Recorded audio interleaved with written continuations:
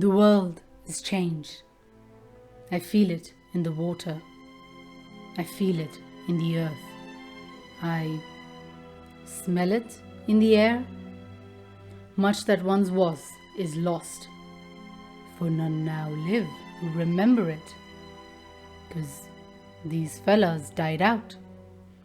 It began with the forging of the great supercontinent Pangaea, surrounded by the great sea Panthalassa.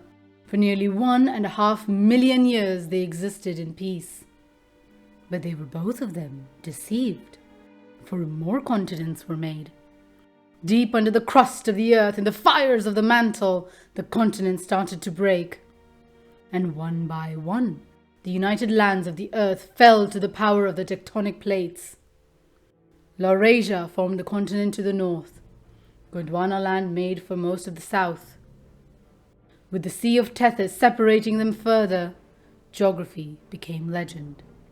Legend became myth. And for several hundred millennia, Gondwanaland crumbled into more pieces until a little section of it smashed against Laurasia, creating the Himalayas and giving it an unnatural high altitude. But then, something happened that the continent did not expect. It was stumbled upon by the most unlikely creature imaginable in those lands. A geologist. For the time had now come when geology nerds will shape the history of the earth for all. Hello, and welcome back to Trading Secrets, where we will discuss what even is Gondwanaland. In the geological or geographical sense, Gondwana or Gondwanaland is the term for the southern part of the supercontinent Pangaea.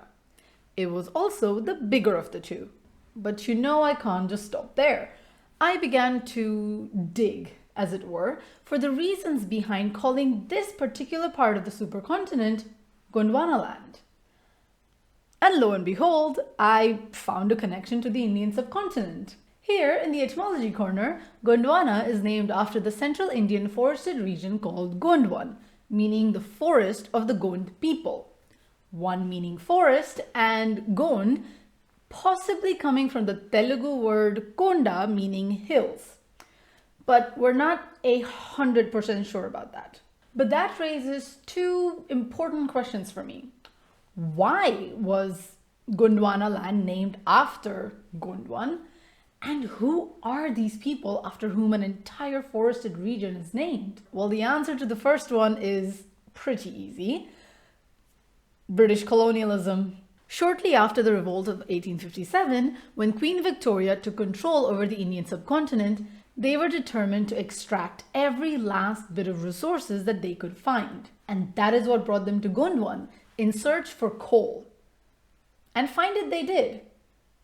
But they also found something else. Now, at that time, thanks to Charles Lyell, stratigraphy and naming of fossils and epochs was quite the hot thing among geologists. And when the geologists who were working in India found unique geological basins in the Precambrian strata throughout central India, they jumped at the opportunity to coin this brand new strata. So H.B. Medlicott called this the Gondwan series. Around the same time, geologists were still digging everywhere, creating a cohesive timeline for this planet of ours, and trying to make sense of all the similar fossils and deposits found all over the world. And so in the 1860s, Austrian geology professor, Professor Seuss, was the first person to put forth this idea of a possible supercontinent, calling it Gondwanaland. Based on similar deposits, he believed that South America, Africa, India, Australia, and Antarctica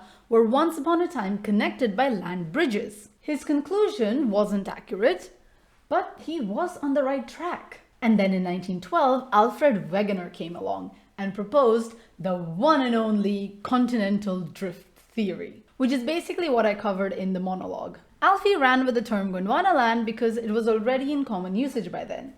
And that is how we ended up with Laurasia and Gondwanaland. Now, on to question number 2. Who were or are the inhabitants of Gondwanaland? Technically, anybody from South America, Africa, India, Australia, and Antarctica are inhabitants of Gondwanaland. But the people who inhabit the Gondwan are the Gonds, a large indigenous tribal community belonging to central and parts of southern India. Historical records claim that this tribal group has inhabited these areas from as early as 9th century AD, but it can easily go way further back than that. At times they've had proper kingdoms and proved to be formidable opponents against the Marathas, Rajputs, the Mughals, and even the British. Today they form the largest tribal group in India with a complex and thriving culture with their own language, customs, and religion. They even have their own creation myth. And sadly, much like in the rest of the world, tribal rights over their own land and forest is an ongoing battle. They have also found themselves in pop culture over many years. Not always portrayed accurately though. Most recently, the movie RRR has garnered quite a lot of criticism for its simplistic portrayal of the Gond tribes.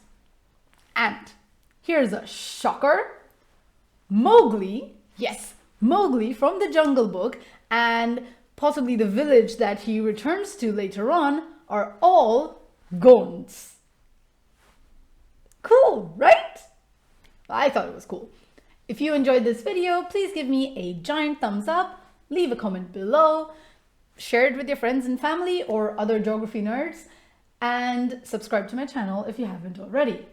I'll see you again soon. Bye-bye!